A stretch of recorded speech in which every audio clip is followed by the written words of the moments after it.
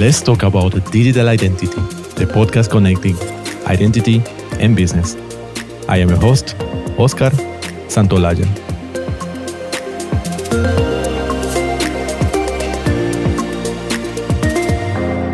Hello, and thank you for joining a new episode of Let's Talk About Digital Identity. What are the cultural aspects of digital identity? So that's definitely a good question and a very relevant question. And this is one of the questions that our guest today is going to answer. Our guest today is Caleb Pihel. He has worked with digital identity over 25 years. He started with a topic in governmental side, preparing Estonia for electronic identity on national identity cards. Since then, Caleb has worked in the financial sector and in Microsoft. During the last 15 years, he has been the CEO of SKID Solutions, a trust service provider that serves digital identities in Estonia, Latvia, and Lithuania. Hello, Caleb. Hello, Scott. It's nice talking with you, Caleb. It's been a wait. Yes, Caleb. So let's talk about digital identity. And the first thing we want to hear from our guest is something about yourself and especially your journey to this world of digital identity. I think that the journey to digital identity for me went through this very physical, governmentally controlled national identity. So that was my starting point. And I guess that's where I'm a bit stuck with my mindset as well sometimes. And this is my limit. But that's how it started. So it started from the idea that in the world of physical human beings, governments tend to have this role in society to name, number, and identify the residents they treat as the residents of the country we are speaking about. And whilst we have probably different other nicknames in different other societies, then somehow globally these governmentally issued identities have become the norm of how do we know each other across the world, how do we identify the people whom we don't know beforehand. So I think from that angle, I've stuck with the idea that governments have the role of naming and identifying whom we are. Mm-hmm. Yeah, indeed. I think it might be probably in the constitution in most countries. I'm not a lawyer, but I'm sure it's written in some of the some of the laws. So that's one of the functions of the governments. And that has been translated in our very, let's say, not very recent time, but talking especially in the last maybe 20 years that we have such digital identifications, like Estonia is pioneering and a few other countries as well. It's pretty digital, pretty well established. Yeah, I think that for the beginning of any country or state in a physical world, some limits, some borders, what is the ground they own. Then we are talking about some legal framework. What is the agreement? And then we need to know between whom is the agreement, and those are then the human beings in this society. And that's kind of what every state or country is made of, I would say. And that's something that if we go now from this real life identity and try to tackle the digital identity idea, then there are two kinds of attitudes. One is that digital world is borderless, global or universal even, and therefore doesn't require and has no relation to any these kind of physical limitations and countries, states, and therefore like no borders, no anything. And then the other is that it should be and will be always a reflection of something that physically makes sense. And only then it becomes meaningful in a larger context when it is physically meaningful. So I think that's one of the starting points. If we say that there is point to the cultural differences, then the culture that we start off is clearly not so much digital, but rather what is the culture before any digital. And then definitely we have different digital cultures as well. Yeah, that's true. Every country has internally a different culture. Well, often several cultures inside a country as well. And this is something that shapes digital identities that we, the ones who are in this industry, have been shaping and continue shaping today. So, yeah, Tell me more about that role that the culture play in shaping and influencing the current and the ones that are coming in the digital identity. Yeah, sure. That's the topic for today. So the culture that we can see in the digital identities is quite a lot related to the ways how we culturally trust our own governments, how the government trusts its citizens, residents, and also it's very tightly connected to the idea of what is and how the privacy as such is defined in the society. I know a couple of episodes ago you discussed heavily again this kind of ISO standard on the privacy. And privacy is something that is cultural as well, and it's not globally, universally defined as a value, and where the value kind of lies actually. And this cultural difference is how they look in the digital identities is exactly, I would say, let's take the two extremes. One of those extremes is a digital identity is something that is central, that binds all of the digital actions that one does in the digital world together, and therefore makes you, in essence, traceable, recognized everywhere. You cannot hide in a digital world based on that identity. This identity reveals you everywhere. And then we have the other extreme. We have digital identity that must, in essence, by definition, protect you from being recognized from one environment to another. You must have different representation in different contexts. You have to have the right not to be recognized, not to be traced. So I would say that culturally, the need might be on both of those extremes and something in the middle. Mm-hmm. And that's, I think, something that we are struggling globally now, that we are trying to talk about digital identity and what this identity does, what kind of privacy does it guarantee, and what the privacy means to anybody. And then we are stuck with the fact that we don't define the digital identity. We believe that everybody understands the identity and digital identity in the same manner. And then we also try to say that the privacy is preserved, privacy is granted, privacy is by default, as we like to say, or by definition and by default. But what this privacy means in this context of digital identity and usability also is not defined. So we kind of use the buzzwords and we neglect the background from which we come from. And therefore, we don't understand each other, and we try to regulate that into different places and, well, do a lot of mistakes in that. Mm-hmm. Yeah. I don't know if that makes sense to you, Oscar. Of course, a lot of sense. So one concept, one particular concept you mentioned is privacy, right? Which can, well, not can, but means different things in different cultures, in different countries. That's true. I understand that. And it's a challenge to try to have a definition and based on that, create the laws, create the technologies that support that. Yeah, indeed, it's a very, very good reflection that you are doing.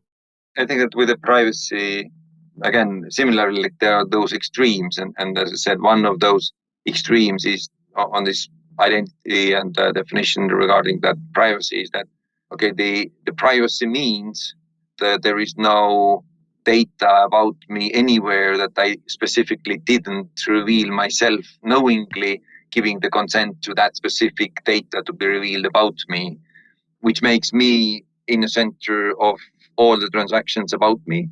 And, well, gives me a lot of work, let's be honest, because there are several institutions all the time that work kind of for me, make my digital life easier, and they need to make decisions. And if those decisions need my data, then therefore I need to make a lot of decisions to reveal or not reveal that data to them. And the other side of that is, and I would say the other way of looking at the same privacy, kind of from the same concept, still saying that privacy is preserved, privacy is kind of granted and by default, by definition, is that whenever your data is used, then you, by nature of the setup, have the control over who and where and for what used your data, and therefore you can kind of trace back it and say that, well, why did you do one or the other thing? And if they didn't have the right, didn't have your permission, didn't have legal rights to something, then they will be punished by the law. So it's kind of one is preventing anything to happen upfront. The other is giving the privacy through the control that you know everything that has happened with your data, and therefore you are able to take the parties involved and make them responsible for their actions. So like these are maybe a couple of ideas of how to look at the privacy from different angles as well. Yeah, indeed. In the case of privacy, just to give a concrete example, but how this would start if privacy or any other concept has to be defined based on the culture of a country or a region. So how this has to be defined? Yeah, the question then when we talk about like creating digital identity, we kind of often think that this is one type of thing to be done everywhere. What I've learned over the years, and I've really had happy accidents of meeting so many different countries, cultures in different places, talking about digital identity now, really tens of years, then it still turns out that we are building the digital identity for a specific set of human beings. And those human beings have some connection to a culture, even if that's a digital culture, even if we say that digital identity in a social network like Instagram is a digital identity for the people who use Instagram who have some cultural preferences, otherwise they wouldn't use that environment. So they have kind of agreed to a cultural norms there. Or if we say that we are looking at a country somewhere in the world like Thailand or Mexico, then we are building the digital identity for that culture that suits the beliefs and traditions of that set of human beings. It's not one size fits all, but rather that this one size fits one kind of thinking that I'm now become to believe more into in a recent years, that there is no this one single solution that everybody will kind of inherently fell in love into. They have so many things in their historical backpack that it will definitely tilt their preference. They have some bias to expect something that any other culture would never ever expect from the same solution. And we have to be designing mindfully those digital identity solutions for a specific culture. And I think that this is a value in the world, that we do believe in different things, we do act based on different preferences culturally, and that makes us interesting as human beings. We are not the same everywhere in the world, and how to kind of preserve that in the digital world, how not to become culturally one and the same, following one and the same set of rules everywhere, having the same solutions everywhere, is an interesting challenge, I would say, for the humanity. Yes, it is. And I agree when you said that there shouldn't be like one solution to be somehow imposed to the globally. That is the reason why they are in practice. I mean, that's the reason why they, just in the case of the national digital identities, the one from Estonia is different from the one from Finland, Sweden, Singapore, etc.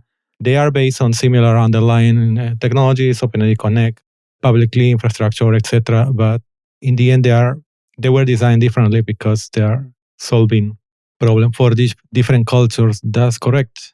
Like facial recognition anywhere in the world, fingerprint-based identification somewhere, like those are things that either are or are not culturally meaningful. Like I would say that Western Europe has some kind of cultural connection in taking, giving, and recognizing fingerprints, and it's deeply, I would say, related to the criminalistics and crime.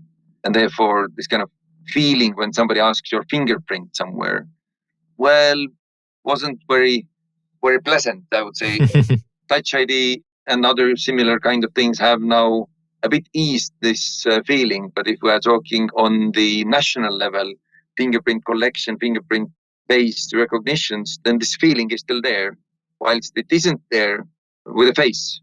Although, like, if we talk technologically, then it doesn't matter based on which kind of biometrics I recognize you. But the acceptability within the culture, like face versus fingerprint, was really, really different, still is a bit different. And the same kind of routing in the criminology didn't appear in many Asian countries, in some Middle East countries where these fingerprint-based quick recognition tools in physical interactions were introduced, and there was no objection from the society. It was very, very acceptable. So all of those kind of bits that we are taking from different, either literature, either some really historical reference that we take with us, those do change the way how we are able or not able to roll out any given technology for the digital identity. Absolutely. Yeah, that's a very good example, the one on the fingerprints. I didn't think about that, but yeah, it doesn't surprise me that in different parts of the world, the perception is completely different, and it's just the culture, as you said. Yeah, facial recognition in a lot of Middle East countries, revealing your face in public for female citizens, well, is not very common. Again, something that again we from the Western Europe don't recognize easily, but it is a thing. Could you share now some successful examples, or I mean, maybe not? It sounds like from this discussion side, like there are not many, at least 100% successful examples, but some, in some extent, successful examples of how this cultural human aspect has been taken into account to deliver good solutions for digital identity. Well, being a CEO of ASK ID Solutions, I of course have to tell that I believe that we have been able to deliver for at least the Baltic states, Latvia, Lithuania, Estonia, solutions which are relevant for the culture where we are providing those services. And in that regard, we have also faced some clear opposition from the cultural perspective in some areas here. But yeah, that's one of the things that maybe is possible here and isn't possible in some other countries. So our current service that is really used for like more than half of the population in the Baltic countries is based on the fact that people know and use their national identity code as a unique identifier for themselves, and it is used in different environments. Nobody's kind of creating unique identifier per any kind of system. The same pretty much applies to the Nordic countries. But then when we would take that concept, the same concept, that is successful in variations also in Finland, in Sweden, in Norway, those are all kind of based on the single one identity. And all of them have, like Bank ID in Sweden is definitely a success story from the usability and the amount of users behind it. They are based on this idea that there is this one unique identifier and you can reuse that in different environments. And it's really serving the culture there and here. So I would say that this is the way how it has been functionally well rolled out. And we have to then say that the same ideology would not be allowed, possible, accepted, for example, in Germany. That kind of falls to the pieces in the border of Germany. Simply isn't welcomed there by constitution. Because the constitution in Germany says that, well, you shouldn't. You should never ever create a solution where user is reusing its attributes in a manner that you can trace them from one, let's say, governmental institutions to another, from one company to another. You have to be messed up everywhere where you try to figure out if that same person came from one institution to another. You are bound to, by constitution, to be puzzled by that. All right. Well, interesting, but that's defined by law in that case. Similarly, it is not allowed in Hungary, for example, to have a unique identifier for a person. And what were the objections or the reactions you had you mentioned earlier in the Baltics? So what was not culturally accepted, let's say, there? Yeah, one of the things was that really this identity code is semantically meaningful, and to use that as a user ID at some points definitely was kind of a controversial and needed longer and public debate. In Estonia, I think that at 15 years plus, quite long public debate about whether really the identity code as such can be publicly shared.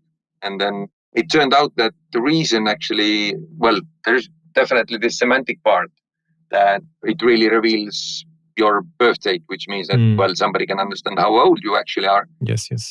But the more practical reason for objecting that was that it turned out that, and it still is the case, like, for example, in US, a lot of that kind of identity breaches that we are discussing and which are like big fuss around the world, those are based on the notion that this kind of user identity, for example, the social security number in US, it is not treated as user ID, but rather as a password. And those are very different things. So one is the link, like this is who you are, and the other is proof that it is you, that the claim is actually correct, that this is your user identity. So when it turned out to be kind of public, then what use cases were hit and what was discussed quite a lot was this type of phone-based service when you call in and the operator asks to identify you, your unique identifier, which is public, which is listed everywhere where you have ever been, which is written into your identity documents. But still, as there was no better alternative, then they opted for asking you for the identity code. And therefore, if that was now used publicly everywhere, well, everybody understood that it cannot be used anymore. And somehow the discussion, thankfully, has gone to that direction, at least in this region, that it wasn't the right thing to do from the beginning to ask this identity code as a password, because it has never been meant to be secret. The fact that not everybody in the world knows that doesn't make it a secret. Yeah. So what is nowadays, tell me, in Estonia, what is the, how to call the username, or there is such a username for this identity? Tell us a bit how it works. Yeah, this is like 11-number identity code, and it really consists of your, like, 6 numbers of that represent your birth date, and one of those, then 7th one gives the century and the sex you are being given. And then there are 4 digits that you have to really randomly kind of remember. And has been long discussion whether those should be or could be changed. And now in Finland, in Latvia as well, we have had this experiment of introducing another identity code instead of the semantically meaningful one. And this semantically meaningful identity code can be, like in Latvia, you can once in a life go and replace your semantically meaningful identity code to this new identity code, which doesn't mean anything anymore. Okay. It's only a couple of years old, this project there, so I cannot say how successful it is. But what is interesting with this 11-digit code, really, that is based on a birth date, is that most of the people are able to remember it, because the birth date is something that you can remember. If a society like Estonia would be able to remember just random 11 digits correctly, I'm not sure, but like bigger populations, I'm even less sure, because they should have like more digits remembered. Maybe it then should be based some kind of somehow already based in letters and names and so on. So in Estonia, it really is semantically meaningful 11 digits, which you can easily remember. And people normally do remember their identity code. They are reusing that on a daily basis in different contexts. Therefore, it is something that is not also easy to forget, because the society requires you to remember it. And that is also this identifier we are using to allow you to kind of state who you are in the electronic identity context. And the same applies to Latvia, Lithuania. And then the other, maybe just remember the other part of what was discussed in this context of electronic identity, then for the identification, maybe the semantical information to recognize person is maybe okay, and then, but is it okay for the signature? And then therefore we have had a discussion of where in the signature this type of information should appear or not appear at all. So again, something that we were now discussing, not so much on this user identity, but still on this on signature part. You should still uniquely identify who signed something, but do you need anything other than this identification of this unique person? whether it makes any sense. Again, cultural discussions not happening in all countries in a similar manner. Some cultures are more kind of prone to say that it shouldn't be there. Others say that it is actually, impossible to do without. It's very, very, very different already in those three countries. I don't know if I answered your question, actually. Yeah, indeed. You have definitely illustrated pretty well how it works in Estonia and also in the Baltics. And that gives us a clear idea that the problem that you are bringing here is of course, is big and it continues. So as you say, there are some experiments in Latvia, Finland, and there are discussions in Estonia. So this continues, even though there are good solutions, but this discussion continues. So if you focus now on, let's say you and I, we are working in companies who are building data identity products. There are also, for instance, governmental institutions who are building also digital solutions or services that rely very heavily on these data identity solutions. So from what is the role of technology developers and designers in addressing these issues, these cultural aspects of digital identity?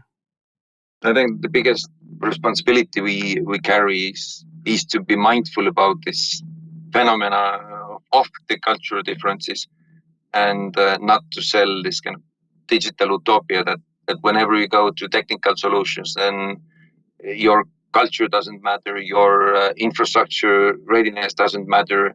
It's just buy my tech and you will be happy.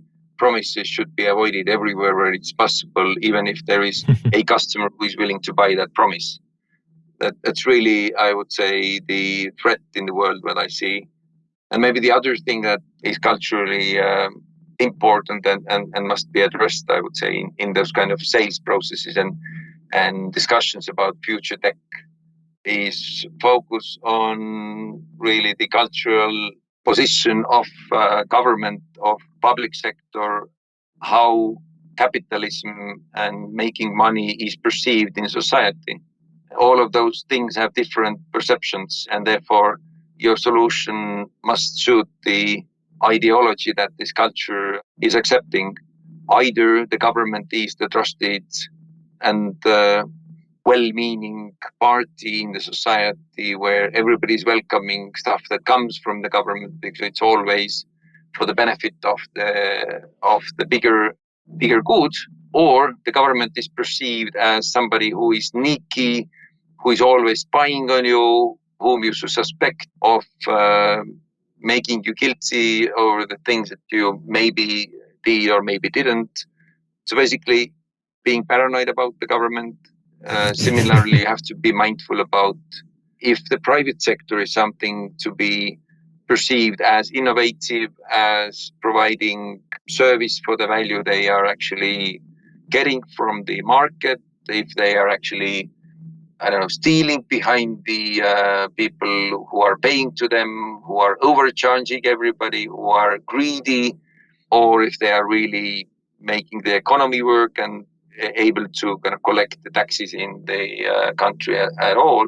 So like these perceptions are also reasonable to know and remember when we are offering what type of setup should a country, should a society, should this bunch of human beings who are requiring the digital identity, what they should ask for, what they should build for, what is the way how to fund, how to make that environment sustainable.